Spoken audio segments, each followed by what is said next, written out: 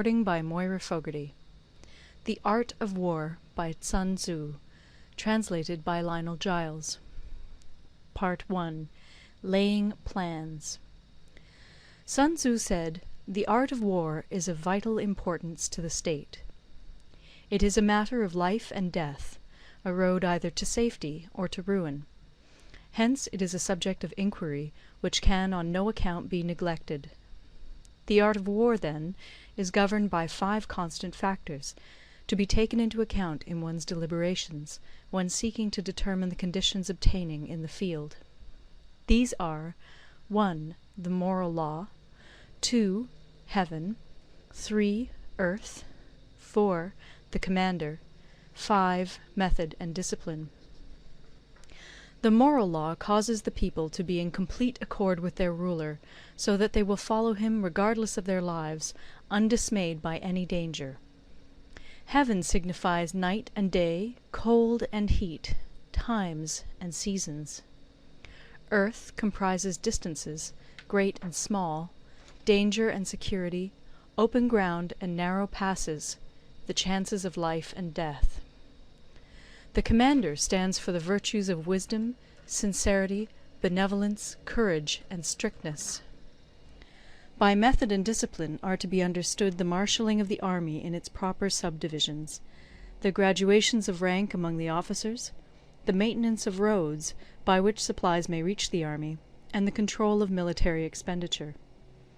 These 5 heads should be familiar to every general. He who knows them will be victorious. He who knows them not will fail.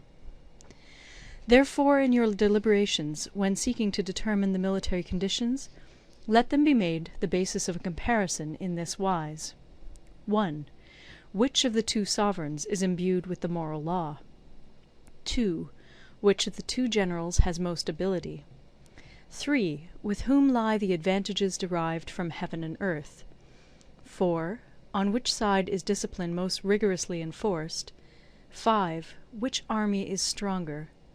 6. On which side are officers and men more highly trained? 7.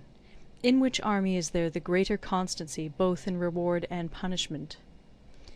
By means of these 7 considerations I can forecast victory or defeat. The general that hearkens to my counsel and acts upon it will conquer. Let such a one be retained in command. The general that hearkens not to my counsel nor acts upon it will suffer defeat. Let such a one be dismissed. While heeding the profit of my counsel, avail yourself also of any helpful circumstances over and beyond the ordinary rules. According as circumstances are favourable, one should modify one's plans. All warfare is based on deception. Hence, when able to attack, we must seem unable. When using our forces, we must seem inactive. When we are near, we must make the enemy believe we are far away. When far away, we must make him believe we are near. Hold out baits to entice the enemy. Feign disorder and crush him. If he is secure at all points, be prepared for him. If he is in superior strength, evade him. If your opponent is of choleric temper, seek to irritate him. Pretend to be weak, that he may grow arrogant. If he is taking his ease, give him no rest. If his forces are united, separate them. Attack him where he is unprepared. Appear where you are not expected. These military devices, leading to victory, must not be divulged beforehand. Now the general who wins a battle makes many calculations in his temple ere the battle is fought. The general who loses a battle makes but few calculations beforehand.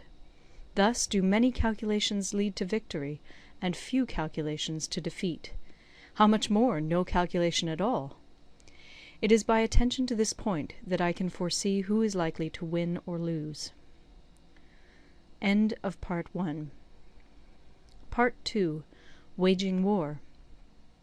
Sun Tzu said, "In the operations of war, where there are in the field 1,000 swift chariots, as many heavy chariots, and 100,000 mail-clad soldiers, with provisions enough to carry them 1,000 li, the expenditure at home and at the front, including entertainment of guests, small items such as glue and paint, and sums spent on chariots and armour, will reach the total of 1,000 ounces of silver per day. Such is the cost of raising an army of 100,000 men. When you engage in actual fighting, if victory is long in coming, then men's weapons will grow dull and their ardour will be damped. If you lay siege to a town, you will exhaust your strength. Again, if the campaign is protracted, the resources of the state will not be equal to the strain. Now, when your weapons are dulled, your ardour damped, your strength exhausted, and your treasure spent, other chieftains will spring up to take advantage of your extremity.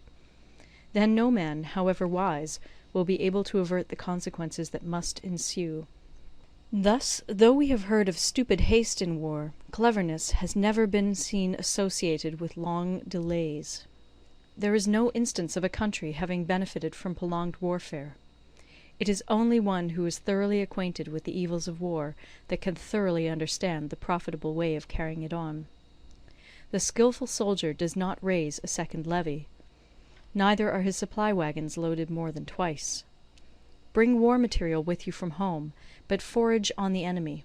Thus the army will have food enough for its needs. Poverty of the state exchequer causes an army to be maintained by contributions from a distance. Contributing to maintain an army at a distance causes the people to be impoverished. On the other hand, the proximity of an army causes prices to go up, and high prices cause the people's substance to be drained away. When their substance is drained away, the peasantry will be afflicted by heavy exactions. With this loss of substance and exhaustion of strength, the homes of the people will be stripped bare, and 3/10 of their income will be dissipated, while government expenses for broken chariots, worn-out horses, breastplates and helmets, bows and arrows, spears and shields, protective mantles, draught oxen, and heavy wagons will amount to 4/10 of its total revenue. Hence a wise general makes a point of foraging on the enemy. 1 cartload of the enemy's provisions is equivalent to 20 of one's own, and likewise a single picul of his provender is equivalent to 20 from one's own store. Now in order to kill the enemy, our men must be roused to anger. That there may be advantage from defeating the enemy, they must have their rewards. Therefore in chariot fighting, when 10 or more chariots have been taken, those should be rewarded who took the first.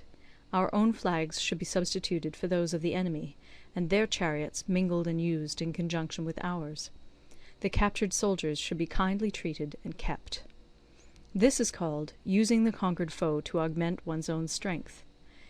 In war, then, let your great object be victory, not lengthy campaigns. Thus it may be known that the leader of armies is the arbiter of the people's fate, the man on whom it depends whether the nation shall be in peace or in peril. End of Part 2. Recorded in Toronto, Ontario by Moira Fogarty, October 2006.